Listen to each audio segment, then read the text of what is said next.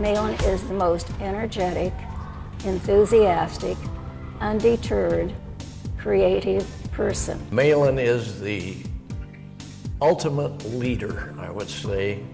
Community leader, business leader, Stanford leader. Has always wanted to be number one in whatever he was doing. He has been a mentor. He has been somebody who has just shown us how you should be a civic leader. The most important part of my life today, and it has been for the last 25 years, is helping people. And helping people by not doing the ordinary, but attempting to think of different ways and different organizations that I could help start. And if the whole world would believe in community before self, it'd be a perfect place. I learned to start philanthropy at Stanford. I was told as a freshman that my tuition paid by my parents only covered about half of the cost of my education, and that the other half, sooner or later, should come back from me, should I be able to afford it. So I went to meet Malin, and he kind of grabbed me by the collar and said, "Do I have a job for you?" And he says, I've been running Stanford and San Diego for decades, and it's time for new leadership. My education at Stanford, and maybe it was because it was in engineering, taught me the most valuable lesson was how to analyze. Looking at something, mainly buildings, mainly real estate in my case, being able to mentally take it apart.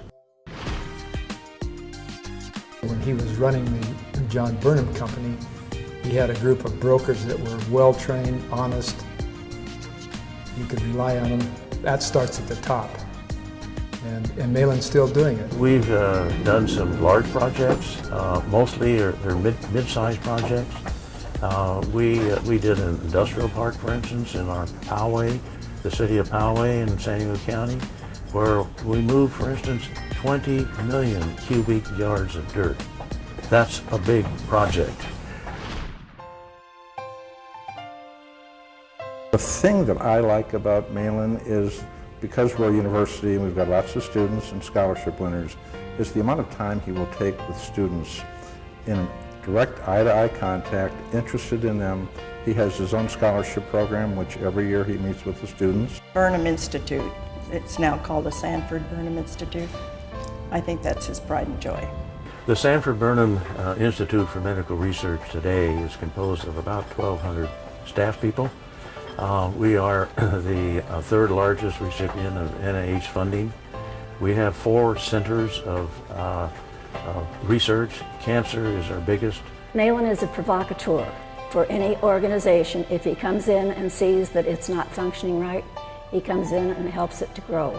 I remember sitting in a board meeting at San Diego State about the business school. We were on the board together, and we walked out together, and he looked at me and he said, "Dwayne, did you know there's so much going on here?" I said, "No." And he said, "We need to do something about this." The mayor of San Diego reports to Malin Burnham.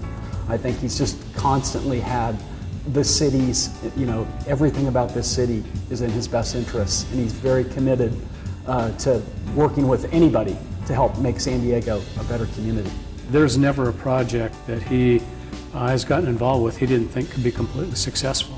And I actually admire that. He has really pushed Mexico and our need to be much better about our borders, and we've worked really hard with Mexicans on both sides of the border because we're one community. I was one of the very early birds in deciding that it would be a great idea to bring the USS Midway to San Diego to make it into a public museum and tourist attraction. It took us 11 years just to get the ship here. It's like living with the ever-ready bunny. He is on the go constantly, never slows down except about 9:30 at night. We had a meeting in our office, and towards the end of the meeting, Malin looked at his watch, jumped up and said, "Excuse me, but I've got an important appointment downtown. And I was kind of surprised, and I asked one of his associates, "Where's he going?" He said he has a handball game downtown and he's never late. And that made a great impression upon me. Get your priorities straight and stick with them. He's the only person I know that doesn't have a cell phone or a computer, completely proud of it, and he is the only person in San Diego who could get away with that. I started sailing at age 10. My parents had never been on a boat before, so I wasn't following a family tradition. What the junior sailing program taught me was a lot more than just how to steer a boat. I was exposed to what I call my virtues and values, things like dedication, follow through, hard work, never give up, play by the rules. I did win the World Championship in the Star Class, which is I'm prejudiced, but I believe it's the premier sailing racing class worldwide. And I did that at age 17, which has never been duplicated. I would say my second highlight was helping Dennis Conner. We were partners in bringing the America's Cup back to America. Well, he was totally in love with sailing, but we did have a power boat, and we took it almost all around the world. We had it for 11 years, but over 100,000 miles under the keel. I have salt water in my veins. I've been around the water, and I have to be around the water to be comfortable and enjoy my life.